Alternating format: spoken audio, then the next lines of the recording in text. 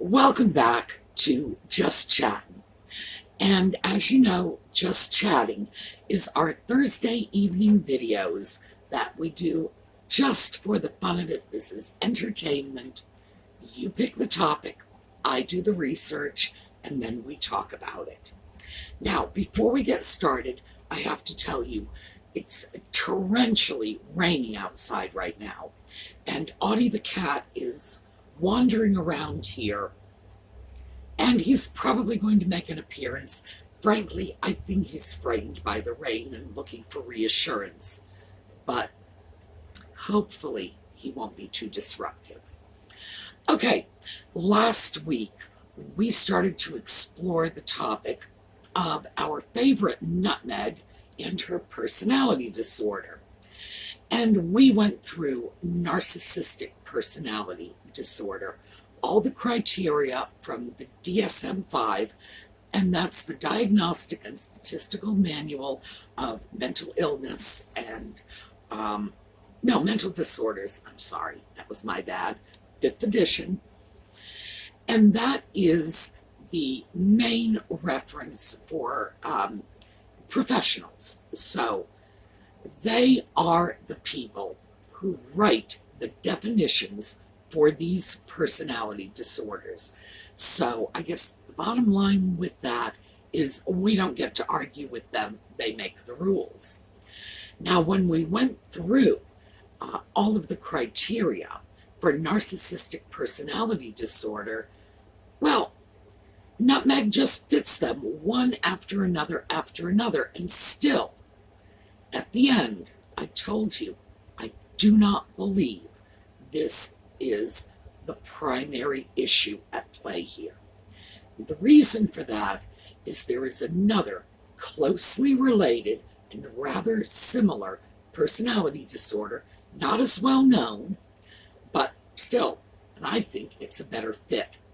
That's what we're going to talk about when we come back.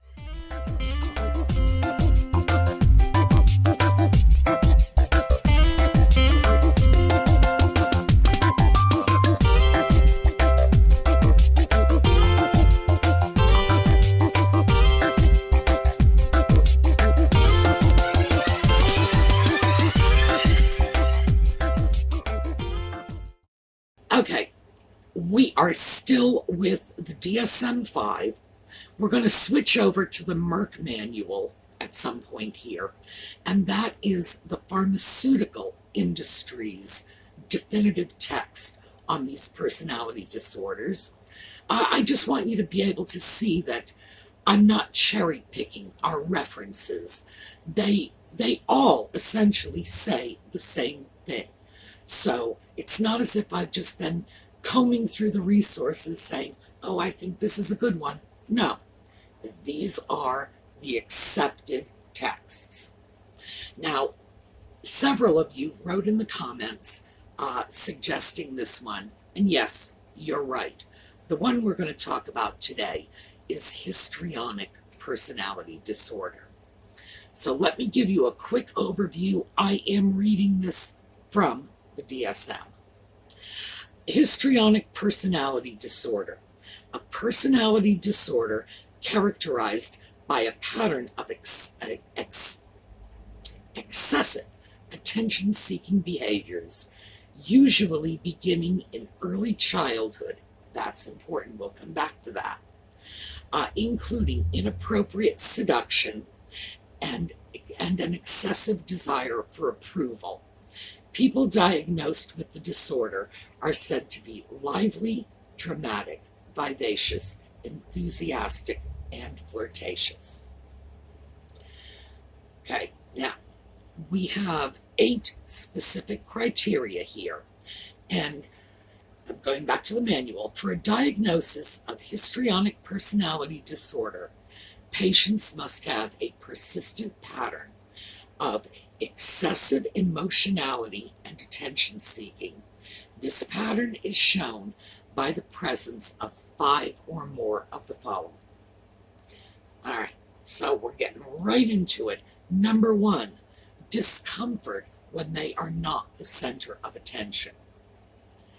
Now, this is interesting because they didn't say these are people who want attention. So these are people who are uncomfortable when they are not the center of attention, because there's a big difference. Anybody might want attention, or we all want attention from time to time, but to be in a state of discomfort when you are not the center of attention, yeah, that's pretty extreme. Now, here's where we switch over to the Merck manual for a moment. Let's see. Histrionic personality disorders can be distinguished from other personality disorders based on characteristic features. And the difference between this and narcissistic personality disorder. Patients with narcissistic personality disorder also seek attention, but they, unlike those with histrionic personality disorder, want to feel admired or elevated by it. Patients with histrionic personality disorder are not so picky about the kind of attention they get and do not mind being thought cute or silly. In other words, negative attention will do just as well as positive for these people. That's one of the key differences. So, she's perfectly happy just to be the center of attention. I'm going to give you a quote. This is from that podcast that she and Harry sort of invited themselves to in 2020, dealing with troubled teens. In fact, I believe that was the title of the podcast, Troubled Teens, because obviously they felt they had a great deal of value to say to troubled teens. Wow, talk about hubris. But here's the quote. I can speak personally too. I'm told that in 2019, I was the most trolled person in the entire world, male or female. So let me ask you, does that sound like a complaint to you? Because it sounds like a boast to me. She is absolutely reveling in the fact that she was the most troll person in 2019, which, by the way, is not true. The singer Adele, surprisingly enough, was the most trolled person in 2019, something that I don't understand. I'm not like a fan of Adele's or anything, but, you know, she's a talented singer, and I understand that in her personal life she's very philanthropic, so what's to hate? When someone is so desperate for attention that any attention will do, you start to see things like an ever-changing story. You start to see someone playing the victim.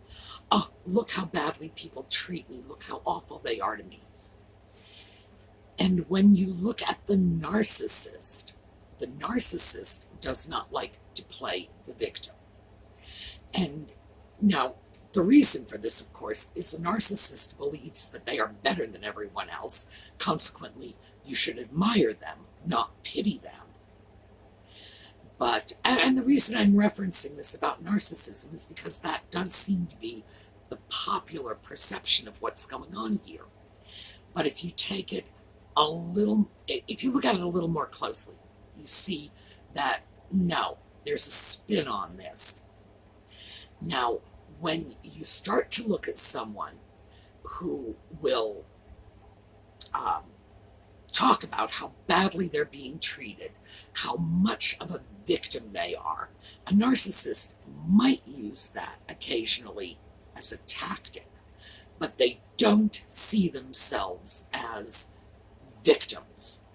They see themselves as being in control, or they should be in control.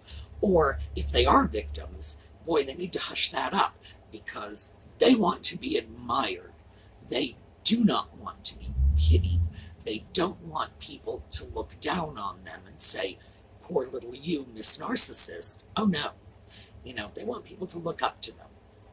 So this victimization mentality indicates that any kind of attention is good. Any kind of attention is acceptable.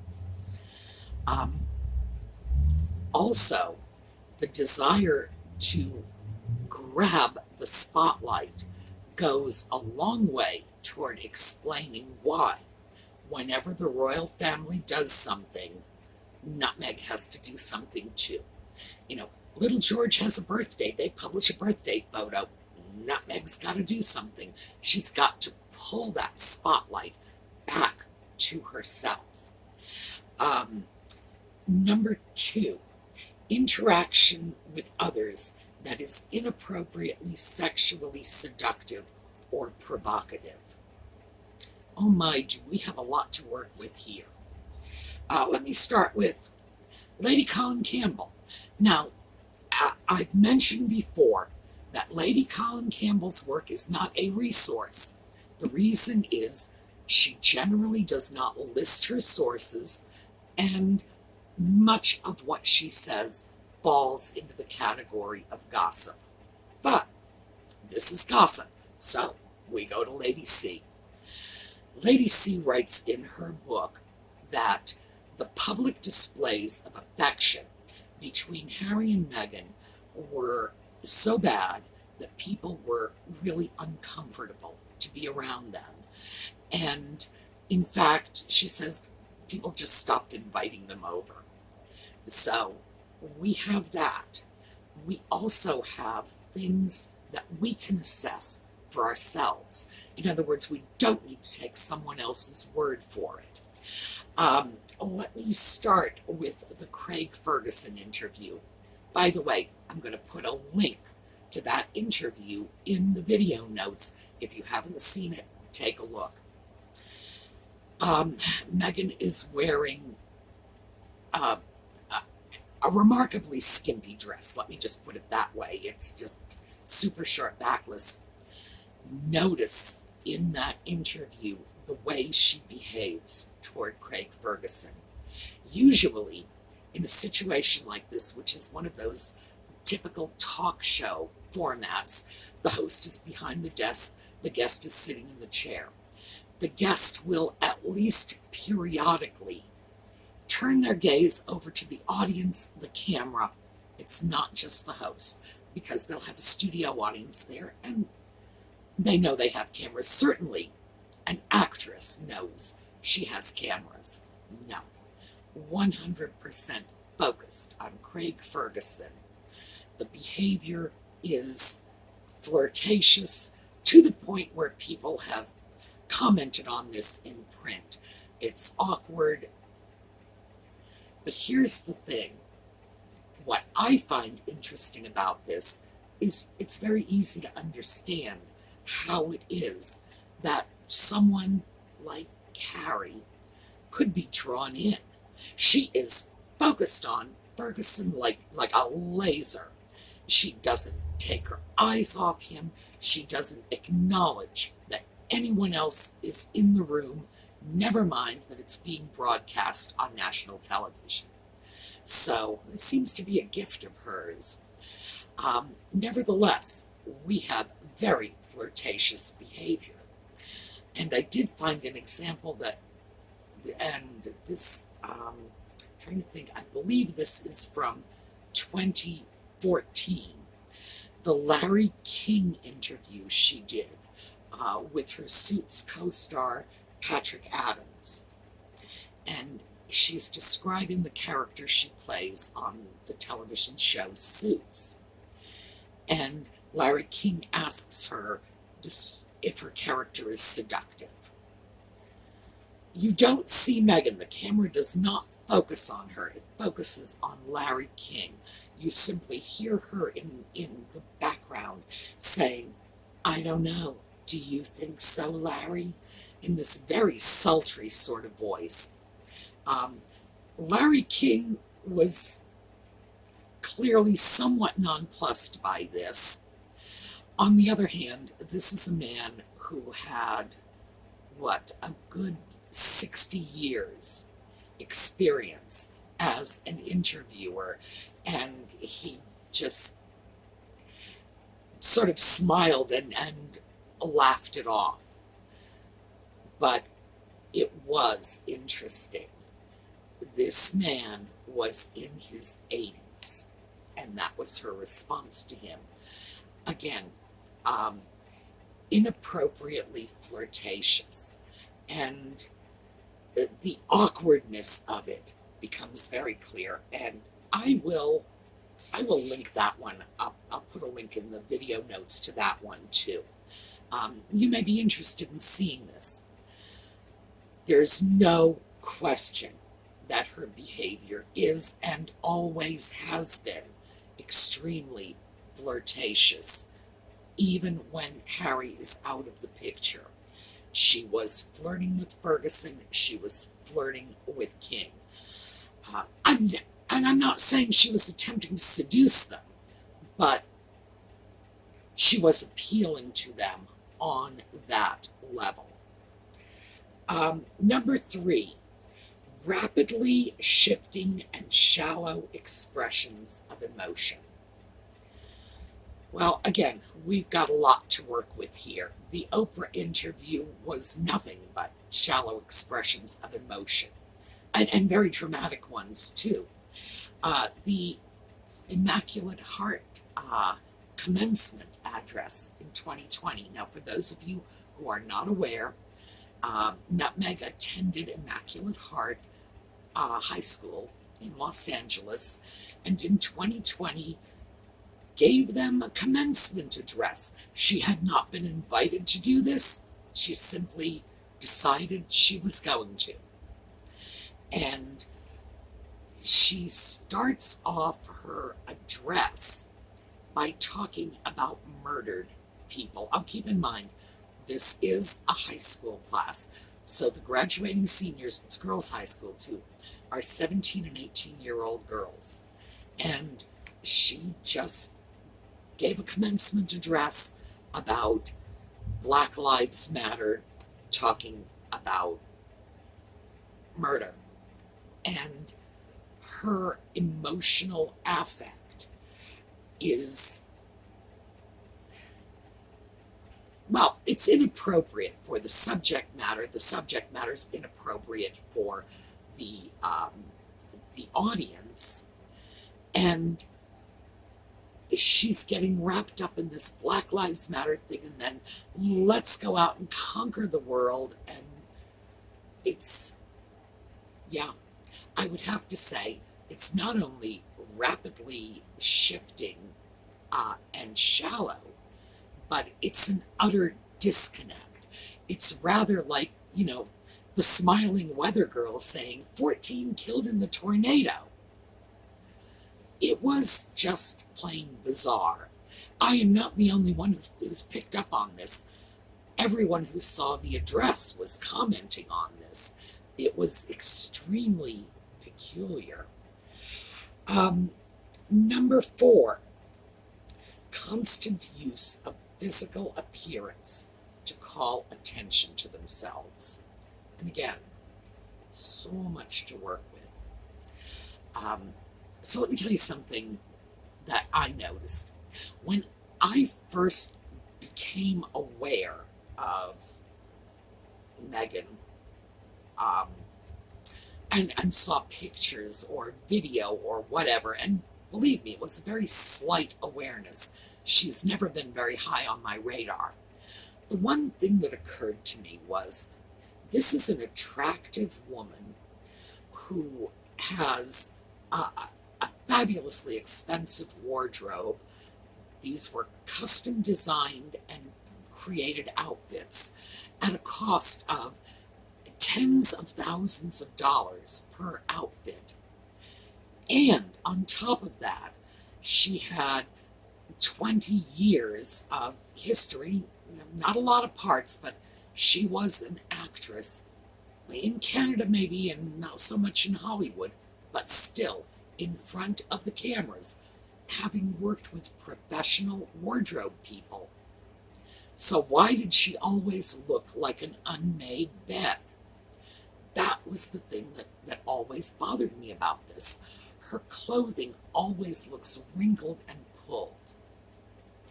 So I did what I usually do. I grabbed the pictures and I enlarged them. And it's because everything she wears seems to be at least a half a size too small. And to me, that's absurd. She's an attractive woman. She's got a nice figure. It's not necessary that her clothing pull at the seams. So let me show you some pictures and you'll see what I mean.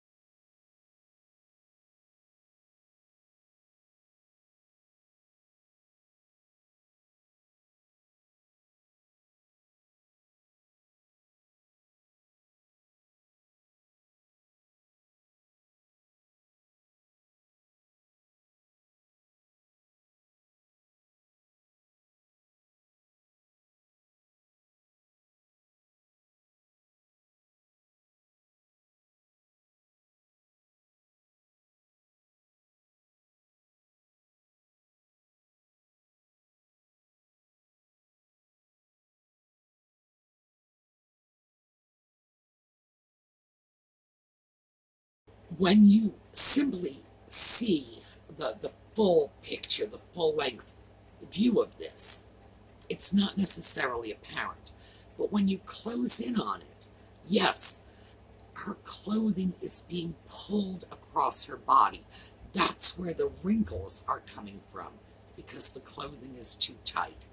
That last photo in the black dress, where you can see the seams puckering, and you can see her bust sort of spilling out of the top.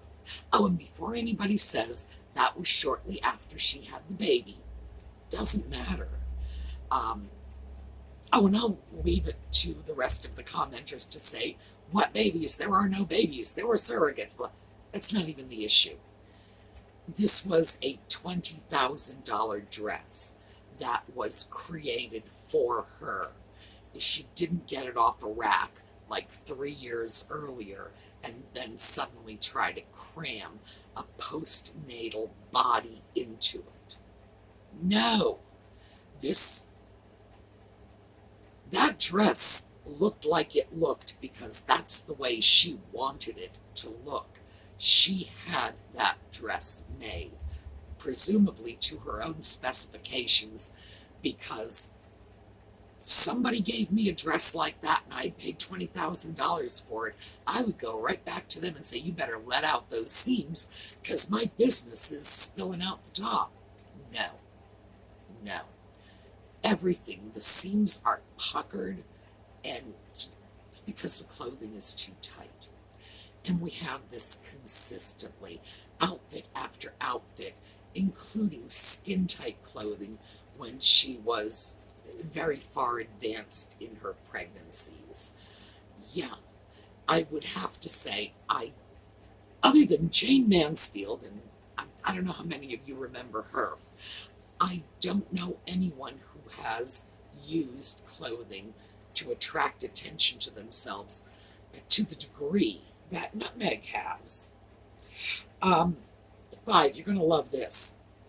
Speech that is extremely impressionistic and vague. That is her famous word salad. I'm sure I didn't need to tell you that. Now let me go back to that quote from that Troubled Teens podcast. I can speak personally too. I'm told that in 2019 I was the most trolled person in the entire world, male or female. Now, 8 months of that I wasn't even visible. I was on maternity leave or with a baby, but what was able to just be manufactured and churned out, it's almost unsurvivable. That's so big that you can't even think about what that feels like, because I don't care if you're 15 or you're 25, if people are saying things about you that aren't true, what that does to your mental and emotional health is so damaging. And I think from my standpoint, and part of the work that we do is from our own personal experience, being able to talk to people and understand that even though our experience is unique to us and obviously can seem very different to what people experience on the day-to-day, it's still a human experience. That's Babel. I mean, that's Babel. I'm not even sure what in the world she was trying to say. I have a very clear sense of what she wasn't saying, but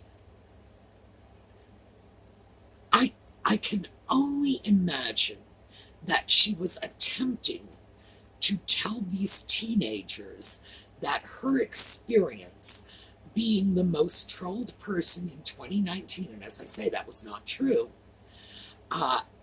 somehow relates to their experience as teenagers in Los Angeles. It's just like she opened her mouth and stuff just started pouring out. And of course, that is not the only example. It's all of this strange, word salad, catchphrases that are meant to suggest something, but in fact, they're meaningless again and again. So I was pretty pleased with that one.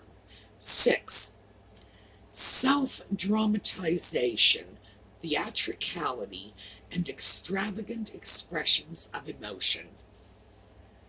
Well, certainly the Immaculate Heart commencement address was extravagant expressions of emotion.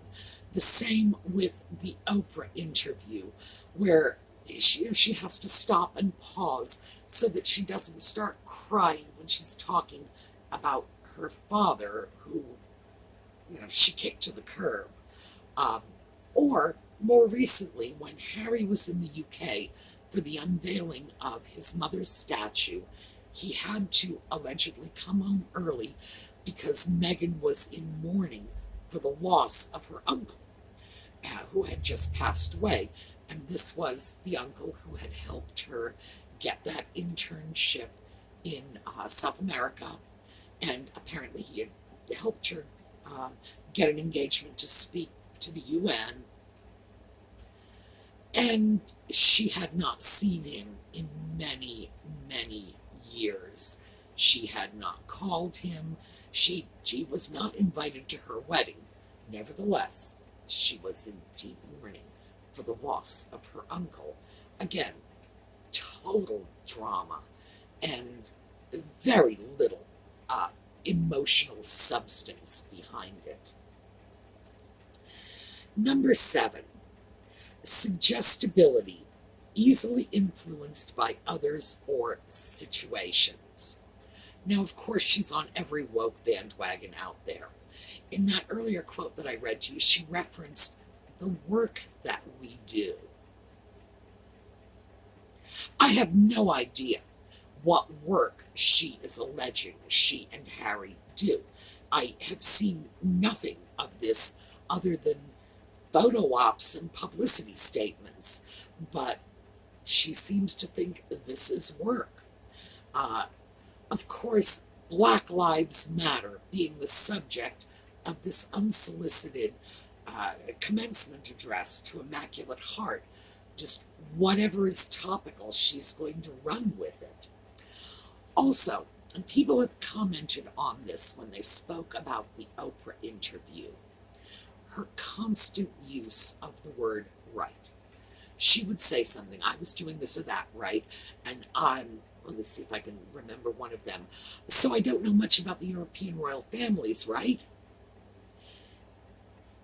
What that was, it's been interpreted as an effort to sort of get Oprah on board with her. That's not how I see it. I see this as, again, suggestibility, that she is looking to Oprah for approval of what she's saying. I did this right, can you give me that approval? Because she sees Oprah as an opinion maker, which in fact she is. And there'll be more on that in a minute. Interpretation of relationships as more intimate than they are. Well, she invited high-profile strangers to her wedding. Now, this is one of those traits that, you see it in teenage girls.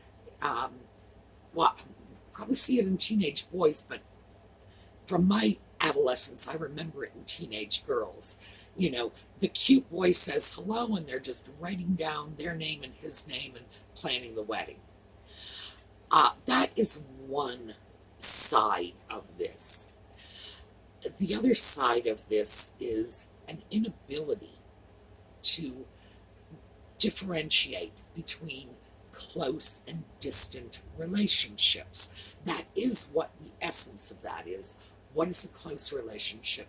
What's a bosom companion, a lifelong best friend? What is a useful acquaintance? And she seems to have some issues with that. Also, I do have to say that her strange fantasy relationship with Princess Diana, crying over Diana's funeral and so on, that certainly indicates a relationship in her mind that absolutely never existed in real life and could not possibly. So, let me go back to one of the first things I said. For histrionic personality disorder to be diagnosed, there's a difference between this and narcissistic personality disorder in that the histrionic behaviors have to begin prior to adulthood. They have to begin in early childhood or adolescence. They have to be established by early adulthood.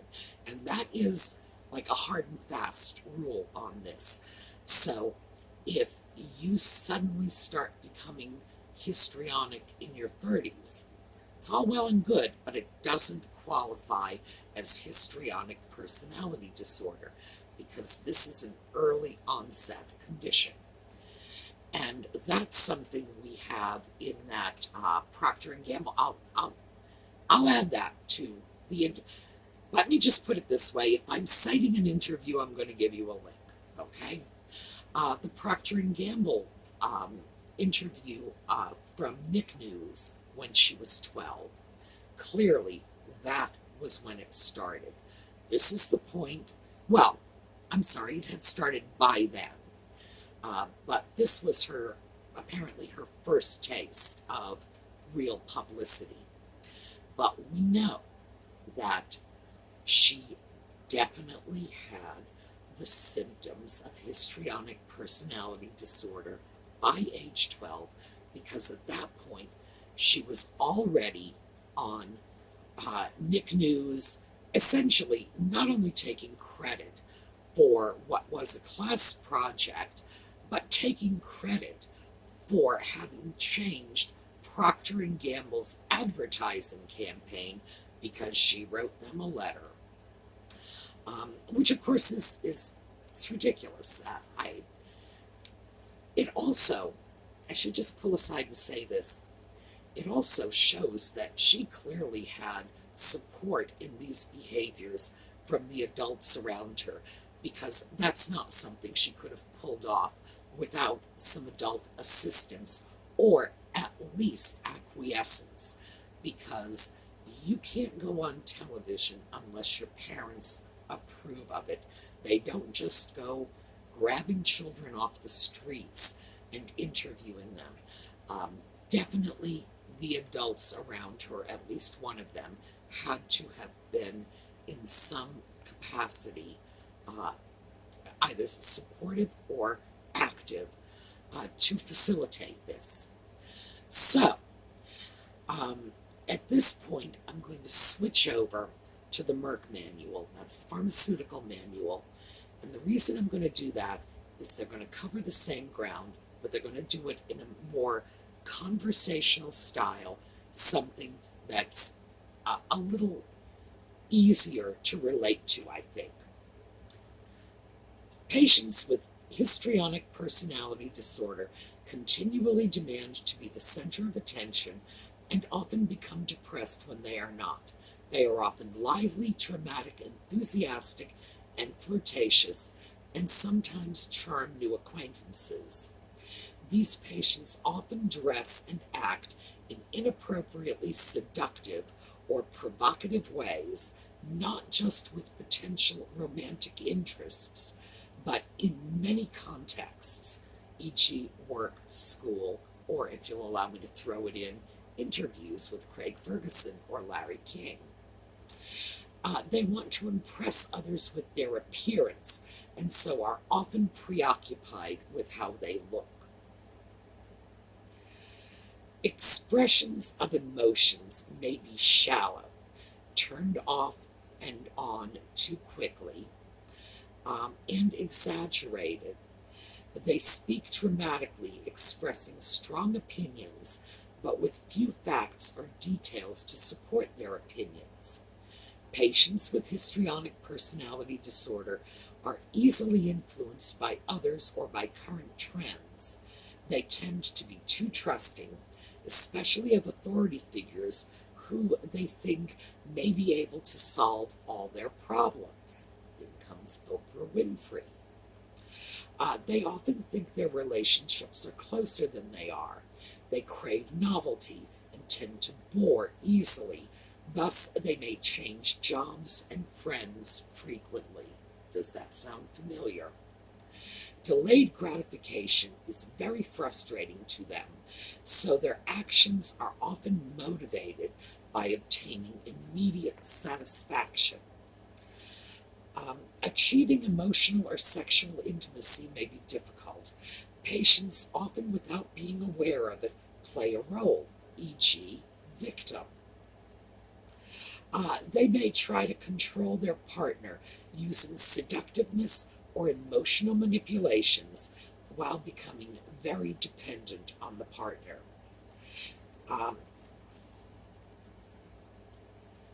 So you have a sort of less formal view of it from the Merck manual, and they do get specific. They specifically cite playing the victim, specifically cite going to authorities, going to Oprah to see if she can set the record straight, going to the royal family to demand that they make those evil news stories go away, the dumping of friends and family members quickly and easily. So much of this is so spot on. Interestingly enough, delayed gratification is very frustrating to them, so their actions are often motivated by obtaining immediate satisfaction. I think that one in particular goes a long way toward explaining all of the inconsistencies in Nutmeg's public statements. You know, I'm constantly being trolled. People say terrible things about me. I don't read the news. I don't look at the papers. I'm going to take a break from social media. I'm going to give Oprah an interview. The reason these are so contradictory is simply because she responds to the need of the moment, and the need of the moment is to keep that spotlight focused on her. So, the two factors that distinguish this from narcissistic personality disorder are, number one, the attention she gets does not have to be positive. The narcissist wants to be adored, worshipped. The world must recognize them as a superior being. She's perfectly fine with the world thinking that she's been victimized by the evil press or whatever. She just wants the attention, and she doesn't care what kind of attention it is, which is why she doesn't consider the ramifications of the statements she makes, of the things she does. because it's all about the attention. 2, histrionic personality disorder starts early in life. Narcissistic personality disorder starts in adulthood. Histrionic personality disorder, it's early childhood or adolescence. Those are the 2 distinguishing factors that shift an apparent diagnosis of narcissism over to histrionic personality disorder. Now, keep in mind, and this is something I said last time, these are very related personality disorders, and there is what the psychiatric profession calls a high rate of comorbidity. People who suffer from one disorder have many symptoms of another. So why would I choose histrionic? Because she has the 2 determining factors present here. That's why I say histrionic personality disorder with a lot of comorbidity with narcissistic personality disorder. Many of those traits are present.